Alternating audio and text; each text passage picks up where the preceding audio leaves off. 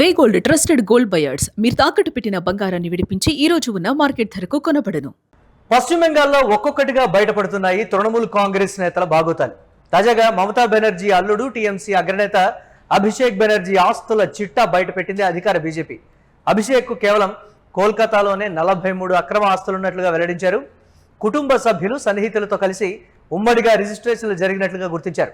పార్టీకి చెందిన పలువురు ఎంపీలు ఎమ్మెల్యేలతో కలిసి అభిషేక్ బెనర్జీ ఆస్తులు కూడగట్టినట్లు బీజేపీ ఆరోపిస్తోంది. కాగా అభిషేక్ తో కలిసి ఆ పార్టీ ఎంపీ సయోని ఘోష్ కి భాగం ఉన్నట్టు కూడా ప్రచారం చేస్తున్నారు. ఆస్తుల ఆరోపణలను తీవ్రంగా ఖండించారు సయోని ఘోష్. బీజేపీ ఆరోపణలను తృణమూల్ కాంగ్రెస్ కూడా ఖండిస్తోంది. 2024 లోక్సభ ఎన్నికల అఫిడవిట్లో 2.3 కోట్ల స్థిరాస్తులు, 1.4 కోట్లు వార్షిక ఆదాయాన్ని ప్రకటించారు అభిషేక్. 15 ఏళ్ల టీఎంసీ పాలనలో అభిషేక్ భారీగా ఆస్తులు కూడబెట్టినట్లుగా ఆరోపణలు అయితే ఉన్నాయి. మమత పేరుతో అభిషేక్ అక్రమాలు చేశారంటూ కూడా ఆరోపణలు అయితే వెల్లువెత్తుతున్నాయి. ఎన్నికలు జరిగిపోయాయి, భారతీయ జనతా పార్టీ అధికారంలోకి వచ్చింది. అయినప్పటికీ రాజకీయాలు మాత్రం వేడెక్కుతూనే ఉన్నాయి పశ్చిమ బెంగాల్లో. దీనికి సంబంధించి మరిన్ని అప్డేట్స్ మా కరెస్పాండెంట్ వెంకట్ అందిస్తారు. వెంకట్, అక్రమాస్తుల చిట్టా బయటపడుతోంది ఒక్కొక్కటిగా.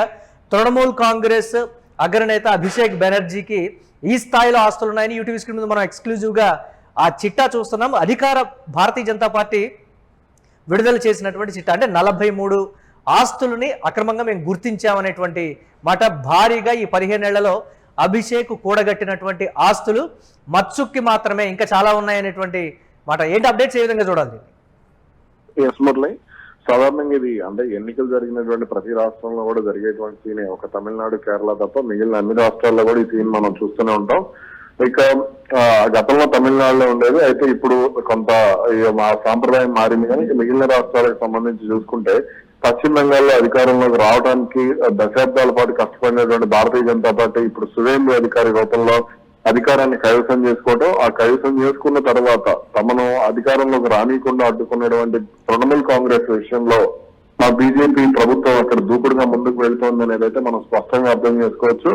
ఈ నేపథ్యంలోనే ముఖ్యంగా అంటే కాబోయే ముఖ్యమంత్రిగా చెప్పుకున్నటువంటి అప్పట్లో అంటే మమతా బెనర్జీ అధికారంలో ఉన్నటువంటి సమయంలో కాబోయే ముఖ్యమంత్రిగా చెప్పుకున్నటువంటి అభిషేక్ బెనర్జీ, ఆమె మేనల్లుడు ఎవరైతే ఉన్నారో అతనికి సంబంధించినటువంటి ఆస్తులకు ఇప్పుడు అక్రమ ఆస్తులపై భారతీయ జనతా పార్టీ ప్రభుత్వం ఫోకస్ పెట్టింది. ముఖ్యంగా మొత్తం అక్కడ కలకత్తా మున్సిపల్ కార్పొరేషన్ పరిధిలో ఉన్నటువంటి 43 ఆస్తులు అంటే భవనాలు, అక్రమ నిర్మాణాలు ఉన్నాయి. ఇందులో సయోని ఘోష్, ఆ పార్టీ రాజ్యసభ ఎంపీ, ఆ పార్టీ ఎంపీ సయోని ఘోష్ పాత్ర కూడా ఉంది, ఆమె పేరు కూడా ఉంది అనేటువంటిది ప్రధానంగా ఉన్నటువంటి ఆరోపణ. అయితే ఇప్పుడు అందులో 43 ఆస్తుల్లో ముఖ్యంగా 17 భవనాలకు సంబంధించి వాళ్ళు గుర్తించడం, వాటిని కూల్చే దిశగా కూడా అంటే అక్రమ నిర్మాణాలుగా గుర్తించి ఆ బిల్డింగ్ ప్లానింగ్ పర్మిషన్ కానీ అదేవిధంగా మిగిలినటువంటి వాటికి సంబంధించి అవకతవకలు ఉన్నాయని గుర్తించి వాటిని కోల్చాలంటూ కూడా కేఎంసీ దీనికి సంబంధించి ఆదేశాలు కూడా ఇవ్వటం జరిగింది. అదేవిధంగా మొత్తం బీజేపీ ప్రభుత్వం దీనికి సంబంధించి విచారణ జరుపుతోందని అటు ముఖ్యమంత్రి సువేంద్ర అధికారి కూడా ప్రకటించడం జరిగింది. ఏది ఎలా ఉన్నప్పటికీ కూడా రాబోయే 2-3 నెలల్లో ఇక్కడ అభిషేక్ బెనర్జీకి సంబంధించిన ఆస్తుల విషయంలో అవసరమైతే ఆయనను అదుపులో కూడా తీసుకునేటువంటి అవకాశాలు ఉన్నాయి అనేటువంటి మాట అయితే బలంగా వినపడుతోంది. అంటే సయోని ఘోష్ దీన్ని ఖండిస్తూ ఉన్నటువంటి పరిస్థితి ఉంది కదా. భారతీయ జనతా పార్టీ కావాలనే రాజకీయ కక్షపూరిత కోణంలోనే వీటన్నిటిని చేస్తాం తప్ప వాటితో మాకు సంబంధం లేదనేటువంటి ఒక కోణంలో ప్రాజెక్ట్ చేస్తుంది. దీన్ని ఎలా చూడాలంటారు? అర్థం కాలేదు. సయోని ఘోష్ ఖండించినటువంటి పరిస్థితి కూడా ఉంది కదా. రాజకీయ కక్షపూరిత దానిలో భాగంగానే ఈ ఆస్తుల ప్రకటన అనేటువంటి మాట కూడా చెప్తుంది. యాజ్ యూజువల్ గా ఏదైతే అఫిడవిట్ లో మెన్షన్ చేశామో అదే అసలైనటువంటి ఆస్తుల వివరాలను కూడా తృణమూల్ కాంగ్రెస్ బలంగా చెప్తుంది అభిషేక్ బెనర్జీ విషయం. దాన్ని ఎలా చూడాలి? అంటే ఈ రోజుల్లో ఇప్పుడు తప్పు చేసామని ఒప్పుకుంటే అది పెద్ద గొప్ప విషయం. కానీ తప్పు చేసామని ఒప్పుకోకుండా బుకాయించడం, లేదంటే ఇటువంటి ఆరోపణలు అంటే అక్రమంగా సంపాదించి వాటి మీద విచారణ జరుగుతున్నప్పుడు, కేసులు నమోదవుతున్నప్పుడు, అరెస్టులు అవుతున్నప్పుడు, దర్యాప్తు వేగవంతమైనప్పుడు, ఛార్జ్ షీట్లు దాఖలు చేసినప్పుడు ఇవన్నీ కూడా సహజంగా వచ్చేటువంటి ఆరోపణలే. కాబట్టి దీనికి సంబంధించి ఇప్పుడు సయోని ఘోష్ అయినా లేదా ఆ పార్టీ సోషల్ మీడియాలో విపరీతంగా పశ్చిమ బెంగాల్ వ్యాప్తంగా ఉండేటువంటి అంటే అక్రమంగా గుడిసెలు వేసుకున్నటువంటి వాళ్ళ, లేకపోతే పలానా టీఎంసీ అగ్రనేత ఇంట్లో ఈ విధంగా ఉన్నాయనా, లేకపోతే కార్పొరేటర్ ఇంట్లో కూడా ఈ విధంగా ఉన్నాయి, కార్పొరేటర్ని పోలీసులు తీసుకెళ్తున్నారు, రకరకాలైనటువంటి అంశాలన్నీ కూడా బయటకు వస్తున్నాయి కదా. టీఎంసీ విషయంలో పర్టికులర్ గా కొన్ని కాలనీస్ అన్నింటినీ కూడా నేలమట్టం చేస్తున్నారు అనేటువంటి మాట, ఆక్యుపై చేసి వాటిని రెంట్కి ఇచ్చారంటే రకరకాలుగా కూడా వస్తున్నాయి టీఎంసీ మీద. వాటికి సంబంధించి ఏంటి? ఇక్కడ ఫస్ట్ అంటే మనం సాధారణంగా మాట్లాడుకోవాల్సింది ఏంటంటే, ఈ రోజుల్లో ఉన్నటువంటి రాజకీయాల ప్రకారం 15 ఏళ్ల పాటు దాదాపు వాళ్ళు అధికారంలో ఉంటే ఖచ్చితంగా అవినీతి చేస్తారనేది మనం అర్థం చేసుకోవాలి. ఎందుకంటే ఈ రోజుల్లో ఎన్నికలు అనేది ఖరీదైపోయినటువంటి అంశం. ఈ ఖరీదైపోయినటువంటి అంశంలో ఖచ్చితంగా అవినీతి అనేది లేకపోతే క్లీన్ పాలిటిక్స్, క్లీన్ పొలిటీషియన్ లేడంటారా? అసలు క్లీన్ పాలిటిక్స్ అనేది ఎప్పుడో చచ్చిపోయారు వాళ్ళందరూ. ఆ క్లీన్ పాలిటిక్స్ అనేది 2000కి ముందు చచ్చిపోయారు. 1990, 2000 ఆ ప్రాంతంలోనే చచ్చిపోయారు. ఆ తర్వాత ఉన్న వాళ్ళందరూ కూడా ఏదో ఒక రూపంలో అక్రమ సంపాదనతో ఉన్న వాళ్ళే, దానికి ఎవరు కూడా అతీతులు కాదు అనేది మనం అర్థం చేసుకోవాలి. అది లేకపోతే ఇప్పుడు ప్రజలకు కూడా ఓటుకు 2000, 3000 ఇచ్చి వీళ్ళ కామన్ సెన్స్ లేనప్పుడు రాజకీయ నాయకుడు అవినీతి చేయకుండా అతను మనోడు ఎలా సాగించగలుగుతాడు?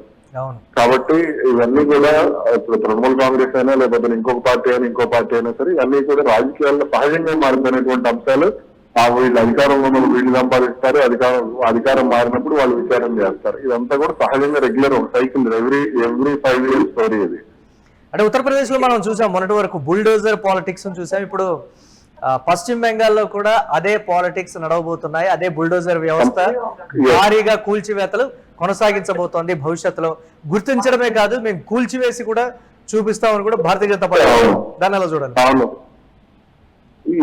ఏదైతే ఇప్పుడు అక్రమంగా వలస వచ్చినటువంటి వాళ్ళు ఎవరైతే ఉన్నారో, అదే విధంగా ఈ గ్యాంగ్స్టర్లుగా అవతారం ఎత్తిన వాళ్ళు ఎవరైతే ఉన్నారో, ఈ శాంతి భద్రతలకు విఘాతం కలిగించేటువంటి వాళ్ళు ఎవరైతే ఉన్నారో, ఈ అవినీతి చేసి వీళ్ళ వల్ల ప్రభుత్వాలకు నష్టం కలుగుతుంది అనుకున్న వాళ్ళు ఎవరైతే ఉన్నారో, వీళ్ళందరి ఆస్తులకు సంబంధించి ఇప్పుడు బుల్డోజర్ రాజకీయం అనేది పశ్చిమ బెంగాల్లో కూడా జరుగుతుంది. మొన్న మధ్య నేను సోషల్ మీడియాలో కూడా ఒక పోస్ట్ కూడా చూశాను దీనికి సంబంధించి. మనం అంటే ఈ బుల్డోజర్ ఉత్తరప్రదేశ్ నుంచి బుల్డోజర్లు భారీగా వెళ్ళాయి, 6000, 7000 బుల్డోజర్లు అక్కడ పశ్చిమ బెంగాల్ తరలించారని ఒక వార్త వచ్చింది.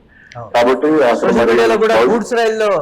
బుల్డోజర్స్ వెళ్తున్న విజువల్స్ కూడా అవునవును, అదే దానికి సంబంధించి ఇప్పుడు అటు పశ్చిమ బెంగాల్ సరిహద్దుల్లో ఏదైతే సరిహద్దు జిల్లాలు ఉన్నాయో, బంగ్లాదేశ్ తో సరిహద్దును పంచుకున్నటువంటి జిల్లాలు, ఈశాన్య రాష్ట్రాలతో సరిహద్దును పంచుకునేటువంటి జిల్లాలకు సంబంధించి పెద్ద ఎత్తున ఈ అక్రమాలు, అక్రమంగా వలస వచ్చిన వాళ్ళు, అక్రమ నిర్మాణాలు ఇవన్నీ ఉన్నాయి.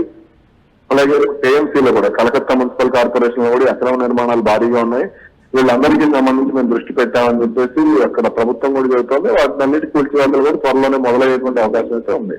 Yes right, thanks for updates Venkat. చూడాలి ఏ విధంగా ఉండబోతుంది అనేది. ఇక పశ్చిమ బెంగాల్లో ఒక్కొక్కటిగా బయటపడుతున్న ఈ తృణమూల్ కాంగ్రెస్ నేతల భాగవతాలు. తాజాగా మమతా బెనర్జీ అల్లుడు టీఎంసీ అగ్రనేత అభిషేక్ బెనర్జీ ఆస్తుల చిట్టా ఇది అంటూ కూడా అధికార భారతీయ జనతా పార్టీ ఒక లిస్టుని విడుదల చేసినటువంటి పరిస్థితి. అభిషేక్ కు కేవలం కోల్కతాలోనే 43 అక్రమ ఆస్తులు ఉన్నట్లుగా కూడా ఆ లిస్టులో పేర్కొంది బీజేపీ. కుటుంబ సభ్యులు, సన్నిహితులతో కలిసి ఉమ్మడిగా రిజిస్ట్రేషన్లు జరిగాయనేది వారు చెప్తున్నమాట.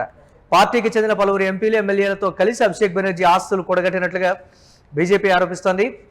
అయితే అభిషేక్తో కలిసి ఆ పార్టీ ఎంపీ సయోని ఘోష్ కూడా భాగం ఉందంటూ ప్రచారం జరగడం, ఆస్తుల ఆరోపణలను ఆయన తీవ్రంగా ఖండించడం కూడా జరిగిపోయింది. ఇక బీజేపీ ఆరోపణలను తృణమూల్ కాంగ్రెస్ కూడా ఖండిస్తోంది. 2024 లోక్సభ ఎన్నికల అఫిడవిట్లో 2.3 కోట్ల స్థిరాస్తులు, 1.4 కోట్లు వార్షిక ఆదాయాన్ని ప్రకటించారు అభిషేక్. 15 ఏళ్ల టీఎంసీ పాలనలో అభిషేక్ భారీగా ఆస్తులు కూడబెట్టినట్లుగా ఆరోపణలు అయితే ఉన్నాయి. మమత పేరుతో అభిషేక్ అక్రమాలు చేశారంటూ కీలకమైనటువంటి ఆరోపణలు చేస్తోంది బీజేపీ.